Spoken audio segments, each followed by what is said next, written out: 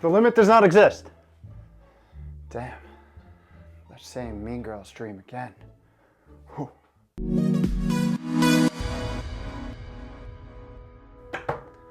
Guys, what is up? Welcome back to another week of How to Health. My name is Kevin. I run liftandbalance.com, where we take aim at all things health and do it in a odd, weird, highly sarcastic manner.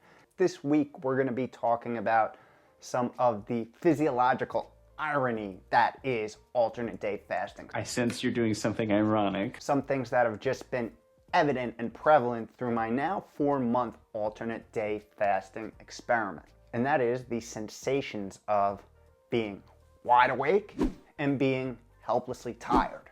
Now, I suspected that since I'm experiencing this and since it's been consistent over these past 4 months or so, there's a good chance if you're dabbling with alternate day fasting, you're experiencing something somewhat similar. If not, I could just be the odd case weirdo. Either way, I'll share some of my experience with you. We'll talk a little bit of science, we'll talk a little bit of theory, and we'll talk a little bit about why this is potentially happening and how to remediate. Now, if you are following a fasting protocol, especially one with extended periods of fasting, such as alternate day fasting, where you have anywhere between 24 and say 40 hours between feeding, or even longer prolonged fasting, where you go 1, 2, 3, 5, 7, 10 days without eating, you may expect to feel tired during fast days. But that's not always the case. At least in my experience, that's not always the case. And the reason for this is there are a bunch of things going on from a biological standpoint that are influencing the way we feel while we are fasting. As I alluded to before, I've been experimenting with alternate day fasting, or ADF, for now about 4 months, or 16 weeks, or I don't want to count the days or hours. I could, but I just don't want to. And I've noticed this interesting effect consistently throughout, and that is feeling so tired on days while I eat, or the mornings after I eat, compared to days I'm fasting or the morning after a fast. And as I noodled on it a little bit, I have a few ideas why this may be happening. Again, there's some science we'll talk about, there's some theory we'll talk about, there's a good amount of N-of-1 experimentation and data collection on myself that we'll talk about as well. But the 3 things that I want to cover that could be potentially impacting this consistent experience is the increased levels of stress hormones, or glucocorticoids, specifically cortisol and noradrenaline. Next, the straight cost of digestion, and lastly, the impact that magnesium deficiency may have on the whole situation. And to be honest, I'm sure there's a lot more that I'm just not thinking about or taking into account, so would love to hear any research or data points that you have down in the comments below. Anyhow, first, let's do a little background. I've spoken about fasting and sleep in a bunch of videos, taking glucose data, ketone data, and correlating that with sleep data from the Oura Ring on several occasions. We've looked at this during prolonged fast, early time restricted feeding, keto, early time restricted feeding, as well as most recently, alternate day fasting. I'm not going to go through the whole history there. Check out the show notes below or the cards above, where you can see all those videos and check out all that data from those experiments. For this conversation, to give you a high-level overview, here is some of the interesting sleep data collected from my first 6 weeks of alternate day fasting. Using the Oura Ring, we looked at relative change across a number of different sleep statistics over these 6 weeks, seeing positive movements in heart rate variability, low resting heart rate, respiratory rate, and core body temperature. These positive movements directly correlated with fasting days. So after a day of fasting, I saw improvements in these key sleep statistics. There was less evident data on the specific stages of sleep. I would say that I saw a slight improvement in deep sleep and REM sleep, but nothing extremely conclusive from this N-of-1 experimentation. But something I pointed out in that video, and I'm talking about now, is feeling a lot more tired on nights of feeding days going into the next morning. So here are my thoughts. It's a little bit of a perfect storm.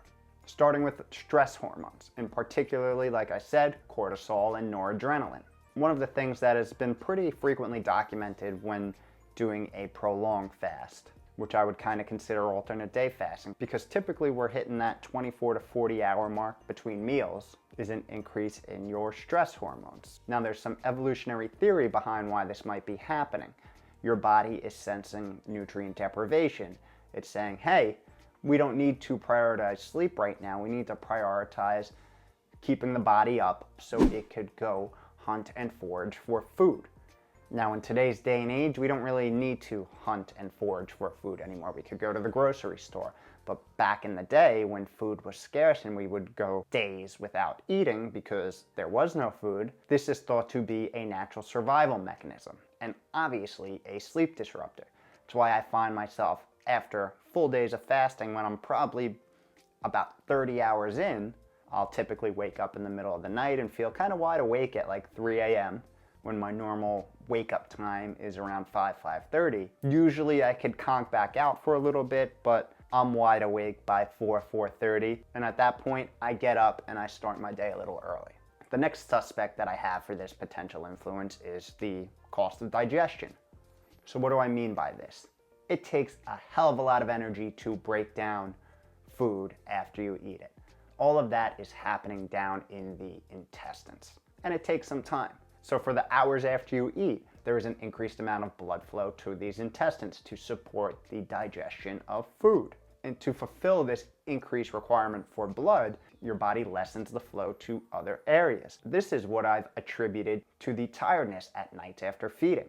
Less blood flow to the rest of the body, the extremities, a little less to the brain potentially, leaves you a little more drowsy and tired. This, I've noticed, has a little hangover into the next morning. So on days after eating, typically I'll sleep till right before my alarm, and when I get up at that 5:30 mark, I'm a little more sluggish, I'm a little more tired. That's not to say I didn't get good rest and don't have good energy. It's just something I've noticed over the past 4 months, and once I'm up, once I get through my 10 to 15 minute morning routine, I'm good to go. The real interesting thing here was when I correlated the sleep data, even though I slept longer for a longer duration after days of feeding, the quality wasn't necessarily the same. This typically came with more light sleep, which is that stage 1, stage 2 sleep, compared to deep sleep, which is stage 3 and stage 4. Something else that was very noticeable was the point at which I hit my lowest resting heart rate, which is a metric for recovery throughout the night, was a lot later in the night on days after eating compared to fasting. Now, typically a good night's recovery means hitting your low resting heart rate earlier in the night rather than later in the night. So some interesting stuff there. Again, you can check out all those other videos for the in-depth breakdown of that. Just something I noticed, something interesting. One thing I wanted to kind of attack for this video and was hoping that I could find something in was melatonin. What happens to melatonin during prolonged fast? Is there a decrease? Is there an increase? Does it stay the same? And to tell you the truth, I couldn't build any case up against melatonin, unfortunately. I wanted to, but I couldn't. A lot of the data that you find on it is from intermittent fasting. I couldn't really find anything on prolonged fasting. If you know of anything, give it to me in the comments below. Would love to hear it and read the data. But from the intermittent fasting data and melatonin production, it seems to be pretty standard. And again, melatonin production can be influenced by an array of different things. One thing is late night light. You know, melatonin production really starts to kick into gear when light is vacant. But with modern society, light is always around. So having a good sleep hygiene routine, turning off electronics, turning down light, if you need to, wearing blue light blocking glasses, all can play a role. I think my routine is pretty damn good. I do focus a lot on it, and I have spent a lot of time on sleep hygiene. I don't think that particularly is a problem, but if there's some biological decrease in melatonin production while in a prolonged fast, something similar to the increase in stress hormones that we see, that would be super interesting. Can't find it though. So again, if you could find it, let me know in the comments below. Wanted to get melatonin, but just couldn't build the evidence. Lastly, I want to talk about magnesium a little bit. Now, many Americans, or most Americans I should say, are deficient in magnesium.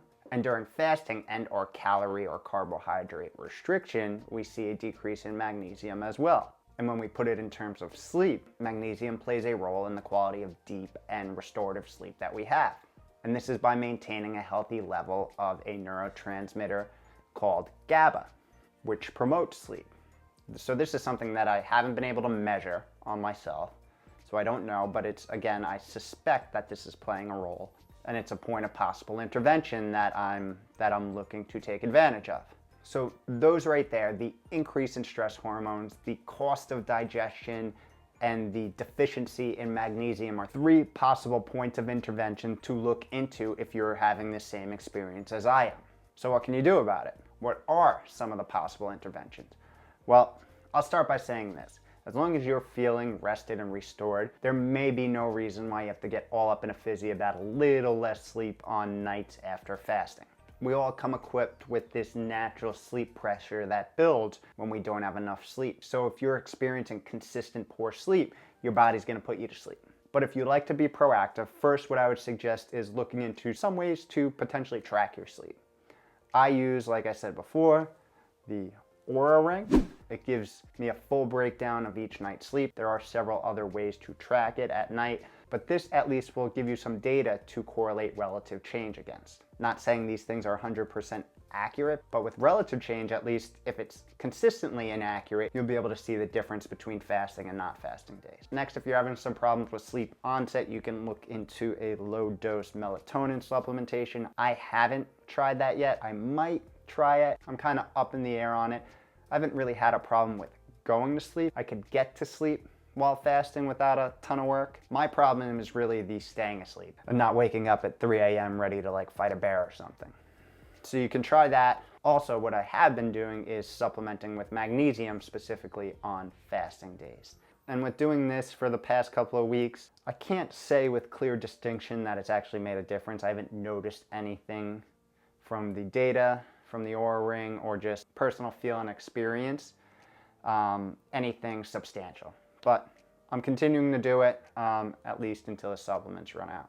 Lastly, what I'll say is whether it's fasting day or feeding day, just be as consistent as possible. Having a good sleep hygiene routine, toning down the lights, getting rid of any little distraction devices, not having big meals a few hours before you go to bed, all makes a difference. Be consistent with bedtime, be consistent with wake time. Prioritize your sleep. It is literally the foundation of all things health. When you get a bad night's sleep, a whole bunch of shit goes wrong. Your body operates in a degraded state. And if this happens day in and day out, you are putting yourself at a severe disadvantage. And why would you want to do that? Not only for the short term, but for the long term. So hopefully this was, somewhat informative and maybe a little beneficial. I don't know. It could have just been me rambling for a lot longer than I expected to be rambling for. Either way, would love to hear some of your thoughts, some of the data and research that I probably missed. Love to hear them in the comments below. Let me know your experience. Are you experiencing the same thing? Or am I just a weirdo? Could be either. Good sleeping.